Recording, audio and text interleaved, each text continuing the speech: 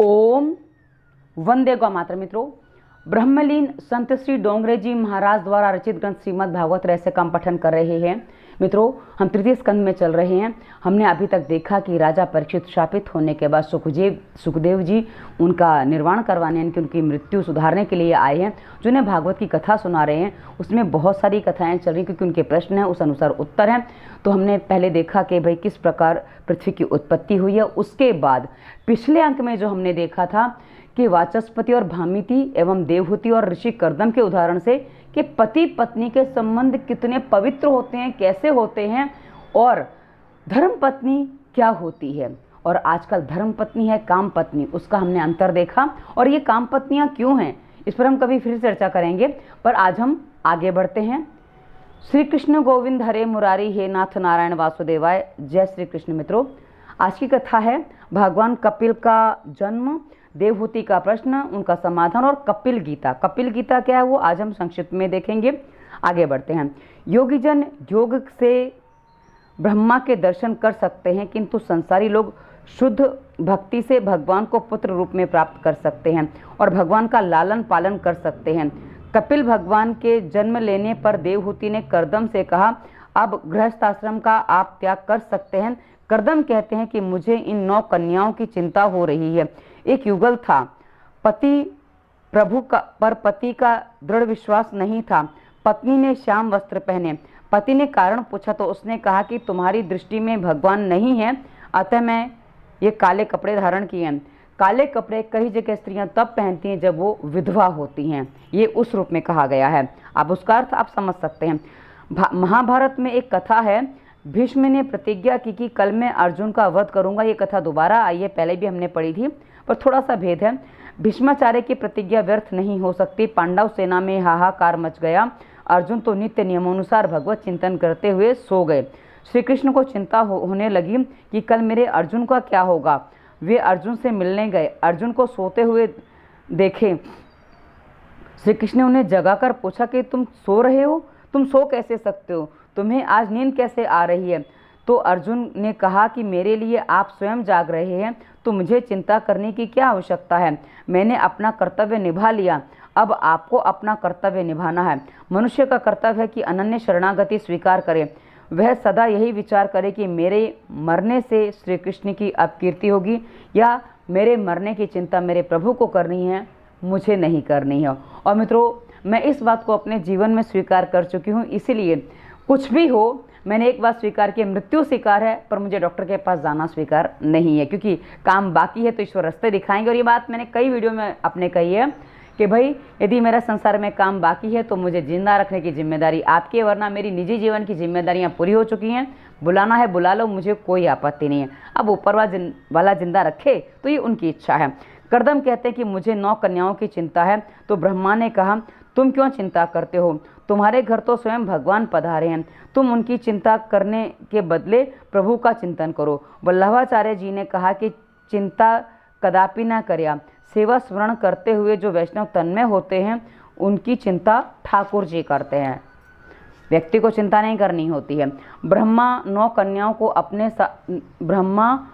ऋषियों को अपने साथ लाए थे। सभी ऋषियों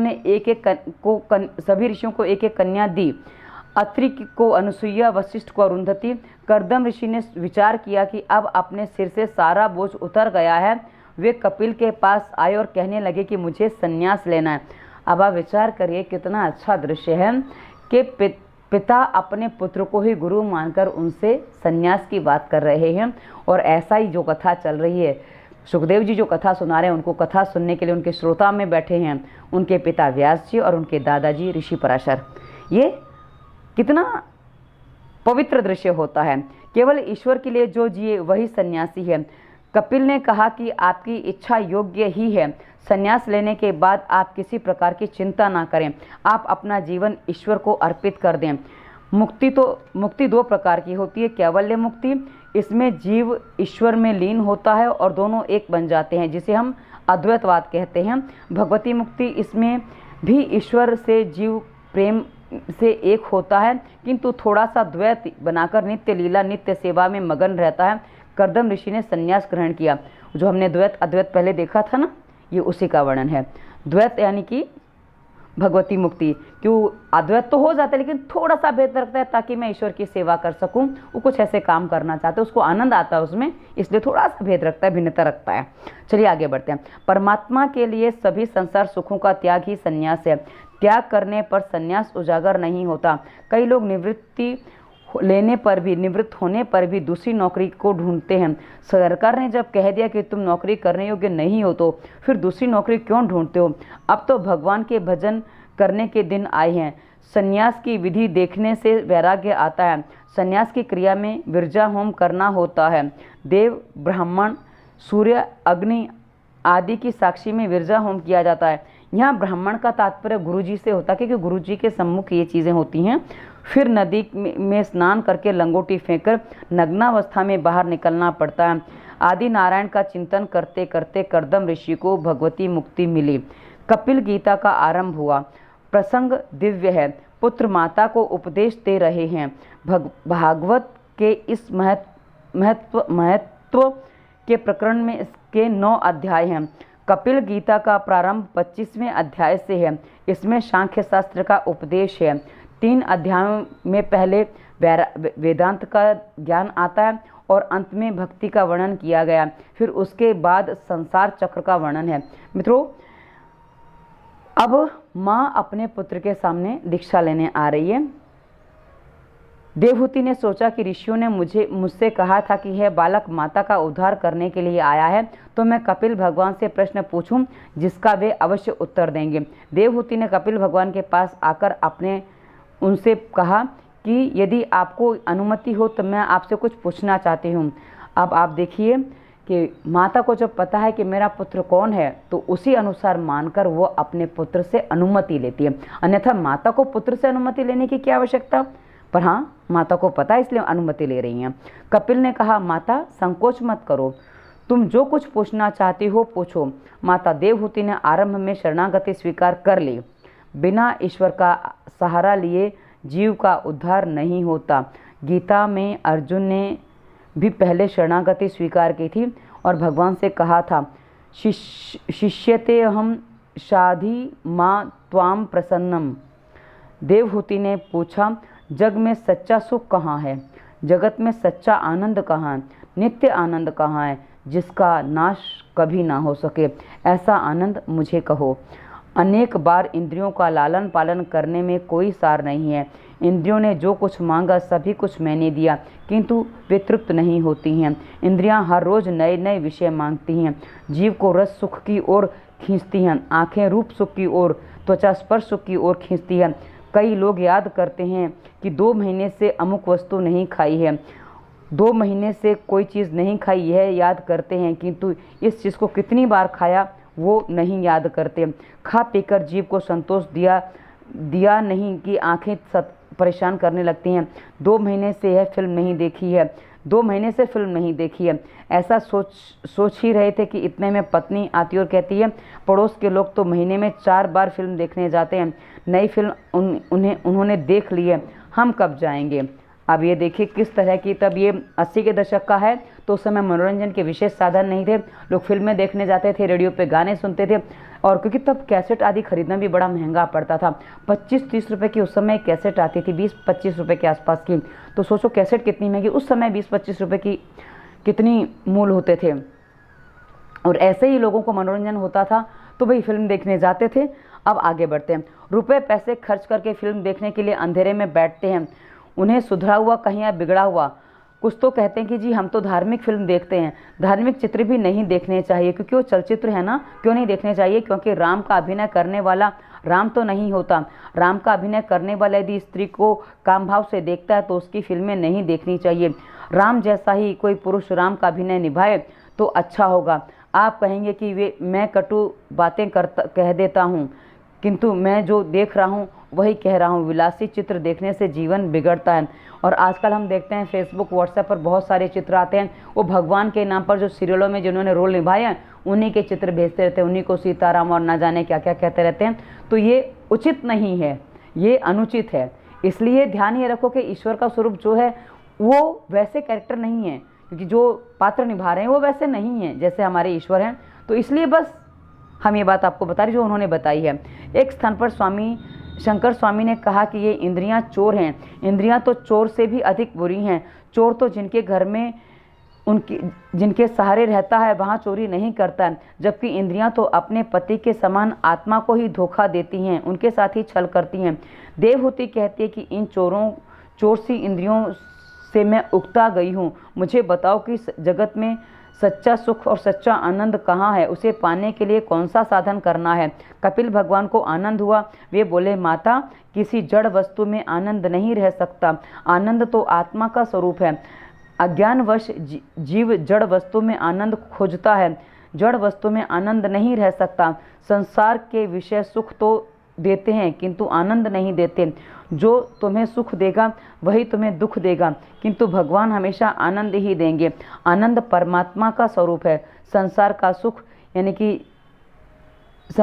सुख चमड़ी जैसा है, यानी कि चमड़ी की बीमारी जैसा है। जीव जब तक खुजलाते रहते हैं तब तक अच्छा लगता है, उसके बाद जहाँ खुजलाया वहाँ भी रक्त आ जाता है, और खुजाने के बाद जो नाखून में विष भर जाता है उसको कहीं और लगाओ तो वहाँ भी रोग पकड़ लेता है। सर्वोत्तम मिठाई का स्वाद भी गले तक ही रहता है, गले तक भी नहीं जाता। मुझे तो ऐसा लगता है जीभ तक स्वाद है, क्योंकि जीभा पे ही सारे स्वाद हैं, उसके आगे जाने के बाद कोई स्वाद नहीं है। इसलिए जो आपको स्वाद अच्छा लगता है उसको बहुत देर तक खाना है ना, अधिक मत खाओ, थोड़े में ही थोड़े को ही अधिक देर तक खाओ। जैसे यदि आपको 5 रसगुल्ले खाने हैं तो 2 रसगुल्ले 5 रसगुल्ले जितनी देर में आप खा सकते हो उस तरह खाओ, तो आपकी जीभ की पूर्ति होगी, आपको अधिक खाना नहीं पड़ेगा और काम चल जाएगा। क्योंकि यही विधि है जीभ को तृप्ति देने की उस समय की, क्योंकि आजकल किसी से संयम तो होता नहीं है।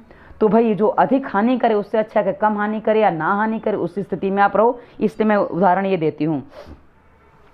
जगत के पदार्थों में आनंद नहीं है, उसका भास मात्र है। यह जगत दुख रूप है। गीता में कहा है, अनित्यम असुखम लोकम इमं प्राप्य भजस्व माम। भगवान कहते हैं कि हे अर्जुन, क्षणभंगुर और सुख रहित इस जगत को और मनुष्य शरीर को प्राप्त करके तू मेरा ही भजन कर। आरंभ में जड़ वस्तु में सुख का अनुभव होता है, किंतु वह सुख विष भरा ही है। विषयों और इंद्रियों के संयोग से जो सुख उत्पन्न होता है वह आरंभ में यानी कि भोग काल में तो अमृत जैसा भासता है, किंतु परिणाम की दृष्टि से वह विष के समान ही है। इसी कारण से इस सुख को राजस सुख कहा गया है। इंद्रियों को सुख से तृप्ति नहीं होती। विवेक रूपी धन का हरण करने से इंद्रियां जीव को संसार रूपी खड्डे में फेंक देती हैं। बाहर के विषयों में ना तो आनंद है और ना ही सुख। आनंद बाहर नहीं है, आनंद भीतर है। आनंद आत्मा में है। आनंद अविनाशी अंतर्यामी का स्वरूप है। कपिल आगे कहते हैं, हे माता, यदि शरीर में आनंद होता तो उसमें प्राणों के निकल जाने के बाद लोग उसे अपने पास संजोकर रखते, ना कि उसका अंतिम संस्कार करते। आपने कहीं कहीं किसी का ऐसा किस्सा सुना होगा कि उसने शरीर को संभाल के रखने का प्रयास किया, लेकिन कितने समय तक, जहाँ किसी को पता चलता है उसका दाह संस्कार करवा देते हैं। और कभी कभी तो जो शरीर मर जाता है उसको रखते हैं तो उसकी आत्मा भी परेशान होती है और उनको कहती कि भाई हमें मुक्ति दिला दो। इस तरह की बातें भी हमने देखी हैं। और मृत शरीर को कोई नहीं रखता, इसलिए शरीर में सुख नहीं है। विषय जड़ है, जड़ पदार्थों में आनंद रह नहीं सकता। चैतन्य के स्पर्श के कारण ही जड़ पदार्थ में आनंद सा प्रतीत होता है। 2 शरीरों के स्पर्श से सुख नहीं मिलता, किंतु 2 प्राणों के एक होने से आनंद का अनुभव होता है। यदि 2 प्राणों के इकट्ठे होने पर सुख मिलता है तो जिनमें अनेक प्राण समाये हुए हैं, ऐसे परमात्मा के मिलन से कितना अधिक आनंद होता होगा। बाहर के विषयों में आनंद नहीं है, किंतु चित्त में, मन में आत्मा का प्रतिबिंब पड़ने से आनंद सा अनुभव होता है। इंद्रियों को मन चाह पदार्थ मिलने पर विषयों में तद्रूप हो जाती हैं, अतः कुछ समय के लिए एकाग्र व एकाकार होता है। उस समय चित्त में आत्मा का प्रतिबिंब पड़ता है, जिससे आनंद का आभास होता है। जगत के विषयों में जब तक मन फंसा हुआ है तब तक आनंद नहीं मिलेगा। आनंद आत्मा का उसी प्रकार सहज रूप है जिस प्रकार शीतलता जल का सहज रूप है। जल कितना भी गर्म कर दो, लेकिन उसको अवसर मिलेगा वो पुनः ठंडा होने लगेगा। और अग्नि को कितना भी दबाने का प्रयास करो, जहाँ उसका अवसर मिलेगी वो तीव्र हो जाती है। ये कहने का तात्पर्य आनंद आत्मा में है। आत्मा और परमात्मा का मिलन ही परमानंद है। भगवान में मन फंसे और डूबने लगे तभी आनंद मिलता है। बार बार अपने मन को तुम समझाओ कि संसार के जड़ पदार्थों में सुख नहीं है। सोने पर सब भूल जाने से आनंद मिलता है। सारे संसार को भूलने के बाद ही गाढ़ी या गहरी नींद आती है। आत्मा तो नित्य है, शुद्ध है और आनंद रूप है। सुख दुख तो मन के धर्म हैं। मन के निर्विषय होने पर आनंद मिलता है। दृश्य में से दृष्टि को हटाकर दृष्टा में स्थिर किया जाए तो आनंद मिलेगा। आनंद परमात्मा का स्वरूप है। आदत हाजत कम करोगे तो सुखी होगे। यानी कि जो आदतें हैं, जो हमारे स्वभाव हैं, जो हमारे बुरी चीज़ें, उनको छोड़ोगे, सुधारोगे तो सुखी होगे। कपिल कहते हैं कि माताजी, यदि विषयों में भी आनंद समाया हुआ है तो सभी को सदा का समान आनंद मिलना चाहिए, किंतु तृप्त व्यक्ति के आगे यदि श्रीखंड रखा जाए तो उसे अच्छा नहीं लगेगा। बीमार व्यक्ति के सामने मालपुए रखे जाएं तो उसे कोई स्वाद नहीं आएगा, वह नहीं खाएगा। अतः श्रीखंड में और मालपुओं में अर्थात विषयों में, जड़ पदार्थों में स्वाद नहीं है, आनंद नहीं है। यदि श्रीखंड में आनंद समाया हुआ होता तो बीमार को भी उसे खाने में आनंद मिलना चाहिए था, किंतु उसे आनंद नहीं मिलता। अतः आनंद श्रीखंड में नहीं।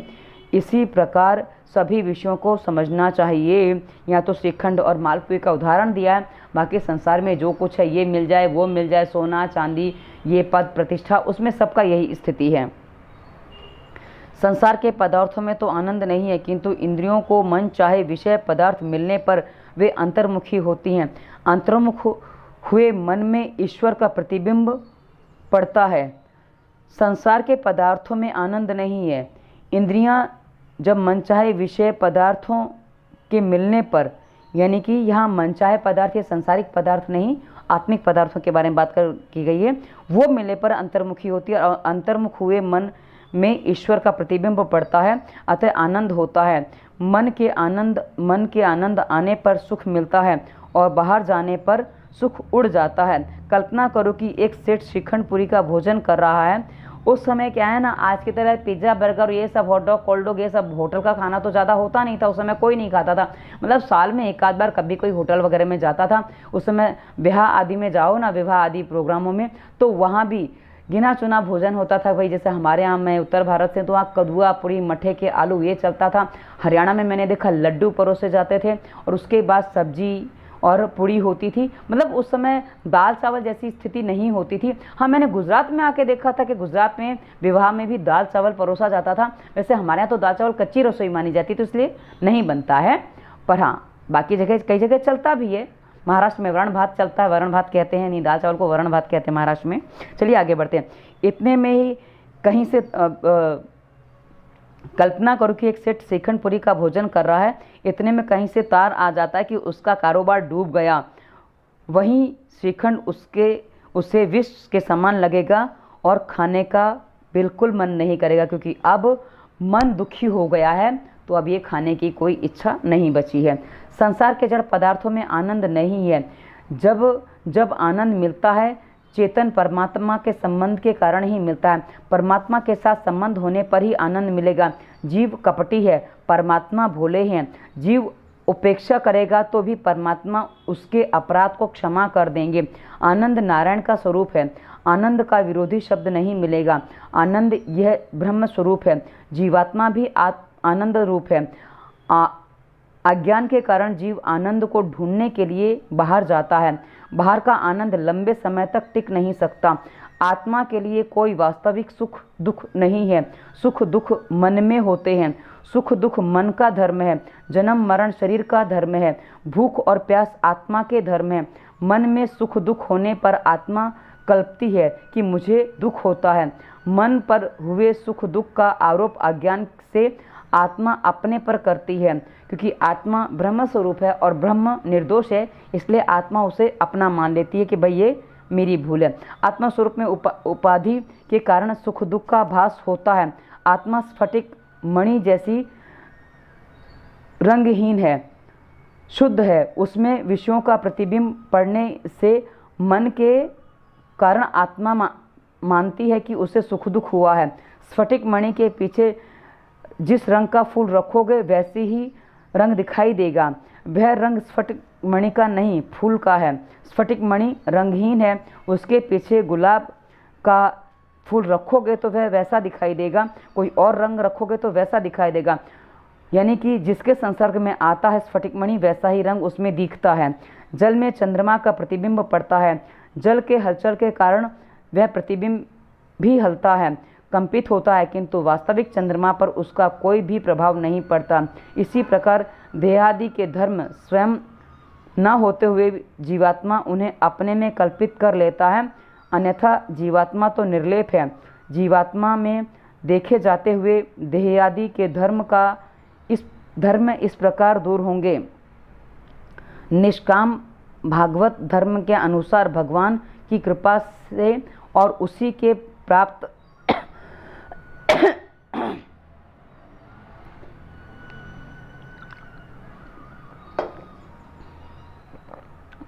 अन्यथा जीवात्मा तो निर्लेप है। जीवात्मा में देखे हुए देह आदि के धर्म इस प्रकार दूर होंगे। निष्काम भागवत धर्म के अनुसरण से भगवान की कृपा से और उसी से प्राप्त भगवान के भक्ति योग से धीरे धीरे सब वह प्रतीति दूर होती है। जो भक्तनिष्ठ है वह समस्त लोकों में व्याप्त परमात्मा को देख सकेगा। भगवान के विषयों में से सभी प्रकार से हटा हुआ मन ईश्वर में लीन होता है। जब मन निर्विकार होता है तभी वह आनंद रूप होता है। जीव जैसा कपटी और ईश्वर जैसा भोला कोई नहीं है। दूसरों के लिए कुछ करना पड़े तो कष्ट होता है, परंतु अपनों के लिए करना हो तो आनंद आता है। रात को 11 बजे यदि कोई साधु आएगा तो उनसे पूछा जाएगा कि महाराज चाय लाऊं या दूध लाऊं। मन कहेगा कि कहाँ से इतनी रात को बला आ पड़ी। विवेक तो करना ही पड़ता है। महाराज सरल होंगे तो कहेंगे सुबह से भूखा हूँ, पूरी बना लो। किसी का पत्र लेकर आए हैं अतः बनाना पड़ेगा ही, किंतु खाना बनाने के साथ साथ बर्तन की ठोक-पीट भी सुनाई देगी। वहीं यदि कोई नैहर से आता है, भाई आएगा तो और कहेगा कि मैंने नाश्ता कर लिया है तब भूख नहीं है, फिर भी वह कहेगी कि नहीं तू भूखा होगा, मैं अभी हलवा पूरी बना देती हूँ, कोई देर नहीं होगी। अपने भाइयों को हलवा पूरी खिलाएंगे और महाराज को चाय से टाल देंगे। मित्रों, ये आजकल के लोगों को ये बात समझ में नहीं आएगी।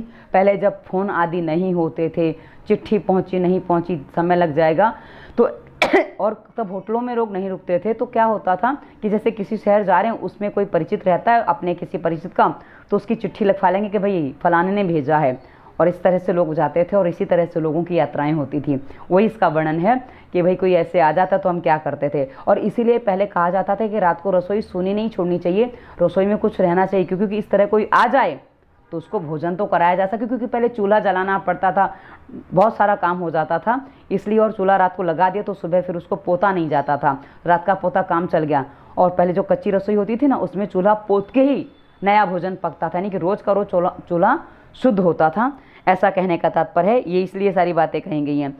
यह सब मन का खेल है। मन बड़ा कपटी है। मेरा और तेरा का खेल इस मन ने रचा है। सचमुच मन ही बंधन और मन ही मोक्ष का कारण है। कपिल कहते हैं कि हे माता, मन को इस जीव के बंधन और मोक्ष का कारण माना गया है। मन जो विषयों में आसक्त हो जाए तो वह बंधन का कारण बनता है, और वही मन यदि परमात्मा में आसक्त हो जाए तो मोक्ष का कारण बनता है।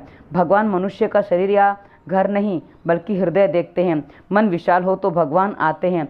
मन में छिपी हुई अहंता, ममता, अपने पराये की भावना ही मन को दुखी करती है। मन के ये धर्म आत्मस्वरूप में भासमान होने के कारण आत्मा स्वयं को सुखी दुखी मानती है, परंतु वास्तव में वह आनंद रूप है। मन के सुधरने पर सब कुछ सुधरता है और मन के बिगड़ने पर सब कुछ बिगड़ता है। भगवान सुख दुख के दाता हैं।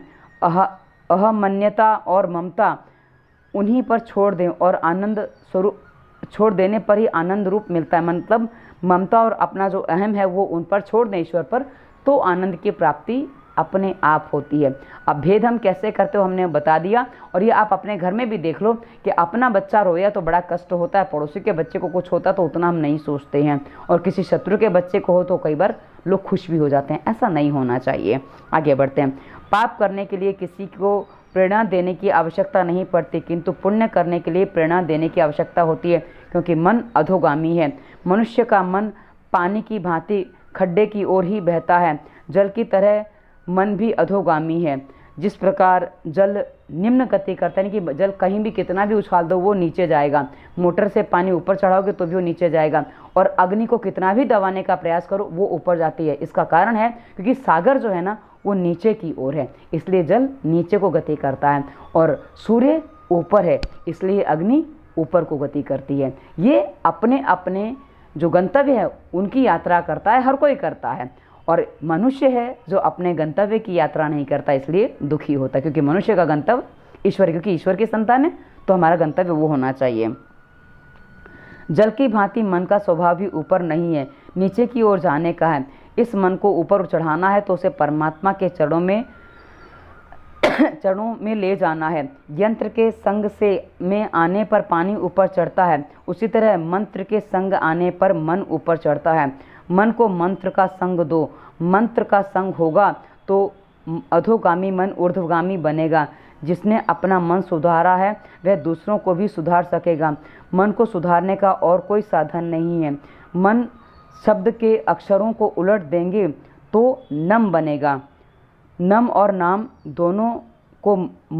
दोनों ही मन को सुधारेंगे। नम क्या है मित्रों? मन का उल्टा नम होता है। गुजराती शब्द है ये नम। नम यानी कि झुकना, नमन। नमन को शॉर्ट में नम कहते हैं। नम मतलब झुक जा, ऐसा गुजराती में, क्योंकि मैं गुजराती जानती इसलिए मुझे पता है कि नम किसी को बोलते हैं नमी जा, नम, तो वो बात आती है। तो मन का उल्टा नम होता है, इसलिए कहा गया। और जब नमन होता है तो ही मनन होता है। नमन के बिना मनन भी संभव नहीं है। मनन यानी कि मन में ईश्वर का जो चिंतन चलता है, मनन, वो मनन होता है। आगे बढ़ते हैं। मन को स्थिर करने के लिए नाम जप की आवश्यकता है। जप से मन की मलिनता और चंचलता दूर होती है। अतः किसी भी मंत्र का जाप करो। सांसार के विषयों के संग से बिगड़ा हुआ मन ईश्वर का ध्यान करते हुए सुधरता है।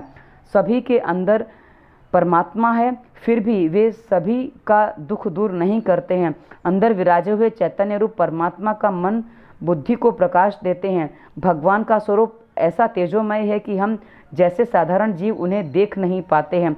भगवान का निर्गुण रूप सूक्ष्म होने के कारण दिखाई नहीं देता है, और भगवान का सगुण स्वरूप तेजोमय है, अतः वह भी नहीं दिखता। इस कारण से हम जैसों के लिए भगवान का नाम स्वरूप मंत्र स्वरूप ही इष्ट है। भगवान चाहे स्वयं को छिपा लें किंतु अपने नाम को छिपा नहीं सकते। नाम स्वरूप प्रकट है, अतः परमात्मा के किसी नाम रूप का दृढ़ मन से आश्रय ले लो।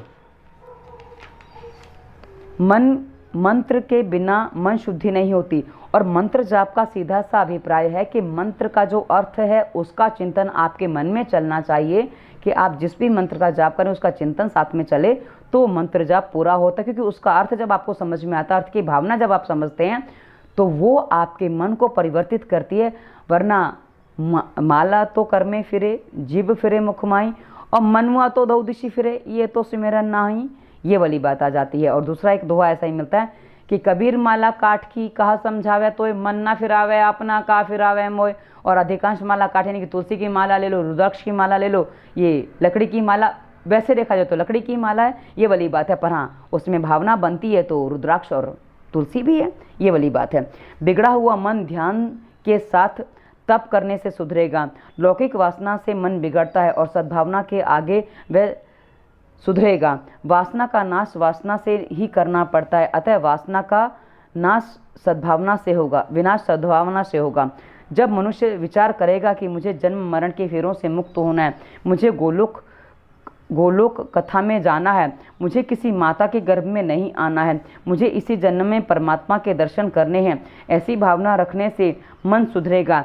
कांटा कांटे से निकलता है, उसी तरह वासना शांत होती है। फिल्म देखने की वासना दूर करनी है तो परीक्षा में पहला नंबर लाने की वासना उत्पन्न करो। ये विद्यार्थी के लिए कहा गया कि फिल्म देखने का मन कर रहा है ना, वासना जाग रही है उसकी, तो कोई बात नहीं, अपनी पढ़ाई में ध्यान लगाना है तो उसके लिए ये करो। ऐसी भावना से अध्यात्म में रुचि जागृत होती है और अध्ययन की अध्ययन की रुचि से फिल्म देखने की वासना स्वतः ही छूट जाएगी। किसी राजा के पास एक बकरा था। राजा ने ये बहुत अच्छा उदाहरण है, इसको आप जरा ध्यान से सुनना। राजा के पास एक बकरा था। राजा ने एक बार एक अनाउंसमेंट की कि इस बकरे को जंगल में चराकर जो उसे तृप्त करके लाएगा उसे मैं आधा राज्य दूंगा, किंतु बकरे का पेट पूरा भरा है, यह मैं इसका परीक्षण करके स्वयं जांच करूंगा। इस ऐलान को सुनकर एक मनुष्य ने राजा के पास आकर कहा कि बकरा चराना कोई बड़ी बात नहीं है, और वह बकरे को लेकर जंगल में गया। वहाँ सारा दिन उसने कोमल हरी घास बकरे को खिलाई। शाम होने पर जब उसने सोचा कि अब तो बकरे का पेट भर गया होगा, क्योंकि सारा दिन वह चराता फिरा हूँ, बकरे के साथ वह राजा के पास आया। राजा ने थोड़ी सी हरी घास बकरे के आगे रखी तो बकरा उसे खाने लगा। इस पर राजा ने उस मनुष्य से कहा, तूने पेट भर नहीं खिलाया, वरना ये और घास क्यों खाने लगता। बहुतों ने बकरे का पेट भरने का प्रयत्न किया, क्यों, परंतु ज्यों ही दरबार में घास डाली जाती वह खाने लग जाता।